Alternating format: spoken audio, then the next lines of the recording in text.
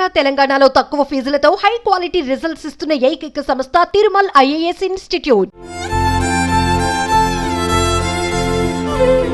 3 పెళ్లిళ్ళు 3 ప్రేమ వివాహాలే. కానీ ఒక్కరితో కూడా కాపురం కలకాలం సాగలేదు. ముగ్గురితోనూ కలహాలే, పోలీస్ స్టేషన్లో కేసులే. ఒకవైపు పెళ్లిలొల్లి, మరోవైపు పోలీసుల కేసులు. దీంతో తీవ్ర మనస్తాపానికి గురై ప్రాణాలు తీసుకున్నాడు ఓ యువకుడు. అమ్మ నాన్న క్షమించండి అంటూ బలవన్మరణానికి పాల్పడ్డాడు. అసలు అతడి జీవితంలో ఏం జరిగింది?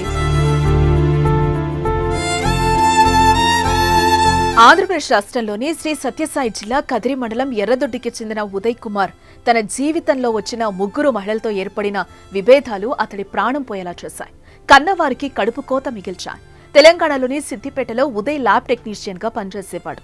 3 ఏళ్ల కిందట ఓ బాలికను ప్రేమ పెళ్లి చేసుకుని ఇంటికి తీసుకొచ్చాడు.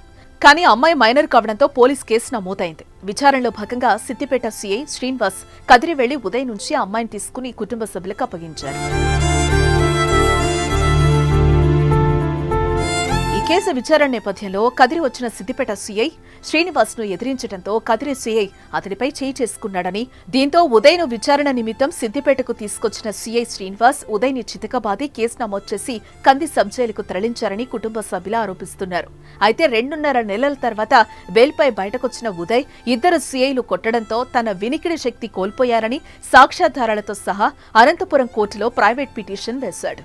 దీంతో 2 సీఐలపై కేసు నమోదైంది. తర్వాత ఆ సీఐలను బదిలీ చేశారు. కేసులో వివాదాలు వద్దంటూ హైదరాబాద్ వెళ్లిపోయిన ఉదయ్ అక్కడ కూడా ప్రేమలో పడ్డాడు. రాయలసీమకు చెందిన మరో యువతిని ప్రేమించి పెళ్లి చేసుకున్నాడు. ఆమెతో జీవితాంతం సంతోషంగా ఉండాలని భావించాడు. కానీ ఏడాదికి ఆ పెళ్లి పెటాకులైంది. అంతేకాదు అక్కడ కూడా కేసులు ఎదుర్కోవాల్సి వచ్చింది. ఆ యువతి తల్లిదండ్రులు ఉదయ్పై పోలీస్ స్టేషన్లో ఫిర్యాదు చేశారు. దీంతో ఈసారి భద్రాచలం వెళ్లాడు ఉదయ్. మళ్లీ అక్కడ సేమ్ సీన్ రిపీట్. ఈసారి ఆంధ్ర ప్రాంతం అమ్మాయిని పెళ్లి చేసుకుని తిరిగి సొంతూరు తీసుకొచ్చాడు. ఈసారి కూడా ఏమైందో ఏమో, 3వ అమ్మాయి కూడా చెప్పా పెట్టకుండా ఉదయ్ని వదిలేసి వెళ్లిపోయింది. 3వ అమ్మాయి బంధువులు కదిరిలో కేసు పెట్టారు.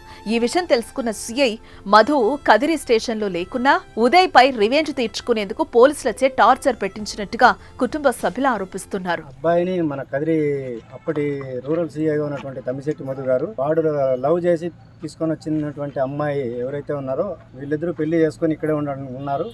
అయినప్పటికీ కూడా వాళ్ళు అక్కడ తెలంగాణ పోలీసులు వాళ్ళ టార్చర్ ఎక్కువై వాళ్ళ యొక్క ప్రోద్బలంతో మనకు రూరల్గా ఉన్న సీఐ తమ్మిశెట్టి మధు గారు మా ఇంటి మీదకి జరబడి వాడిని కొట్టి తీసుకెళ్లి మధ్యాహ్నం వరకు నేను చిత్రహింసలు పెట్టినారు కదిరి రూరల్ స్టేషన్.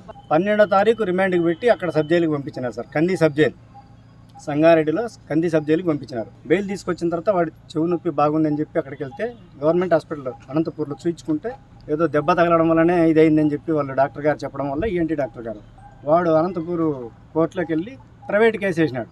కంప్లైంట్ ఎవరెవరి పైన. అప్పటి నుంచి కూడా ఈ పోలీసుల టార్చర్ ఎక్కువైపోయింది. ఎస్పెషల్లీ తమ్మిశెట్టి మధు వారానికి 10 రోజులకు నెలకోసారి పంపిస్తాడు ఇంటి దగ్గరికి. ఆయన ఉన్నన్ని రోజులు మాకు జరిగిన అన్యాయానికి ప్లస్ ఇప్పుడు చనిపోయినటువంటి మా తమ్ముడు ఉదయ్ కుమార్కి పూర్తి బాధ్యులు తమ్మిశెట్టి మధు గారు. తక్షణం తమ్మిశెట్టి మధు గారిని సస్పెండ్ చేయాలా, తమ్మిశెట్టి మధు గారి పైన యాక్షన్ తీసుకోవాలి. ఆల్రెడీ వాళ్ళ పైన కేసు నడుస్తుంది అనంతపురం జిల్లా కోర్టులో. ఏ రోజు కూడా వాళ్ళు కోర్టుకు అటెండ్ అయిన దాఖలాలు లేవు. ఇప్పుడు వీడికి మా తమ్ముడికి ఏదైతే అన్యాయం జరిగిందో వాడు ఎందుకైతే ఎట్లా చనిపోయినాడో ఆ చనిపోయినటువంటి దానికి కారణాలు మాకు తెలియాలా. ఒకవైపు పోలీసుల కేసులు, మరోవైపు 3 యువతుల మోసం, ఇంకోవైపు గ్రామంలో సూటిపోటి మాటలు. ఇవన్నీ భరించలేక ఉదయ్ చనిపోయాడు.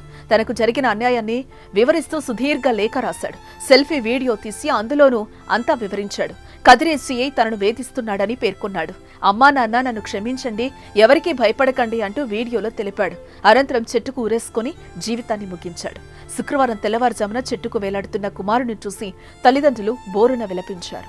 ఏదేమైనా 3 పెళ్లిళ్ల లొల్లికి ఉదయ్ ప్రాణం బలైంది. అతడి కన్నవారికి పుత్ర శోకాన్ని మిగిల్చింది.